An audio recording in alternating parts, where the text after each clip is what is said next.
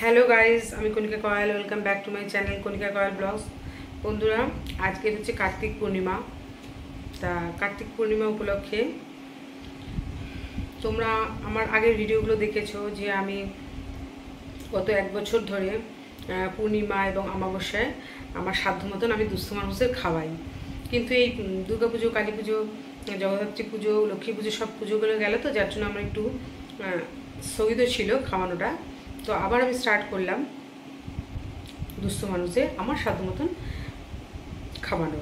তো আজ কার্তিক পূর্ণিমা, আজ আমরা দুস্থ মানুষদের পায়েস রান্না করে খাওয়াবো। তো আমার হাজব্যান্ড প্রশান্ত অলরেডি পায়েস রান্না স্টার্ট করে দিয়েছে, মানে পায়েস রান্না শুরু করে দিয়েছে। এবার পায়েস রান্না কমপ্লিট হয়ে গেলে আমরা সবাই স্নান করে ফ্রেশ হয়ে বেরিয়ে পড়বো দুস্থ মানুষদের পায়েস বিতরণ করতে।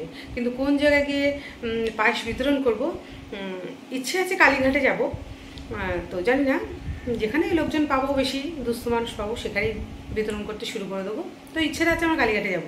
তো যাই হোক, সঙ্গে থাকো, পুরো ভিডিওটা দেখতে থাকো।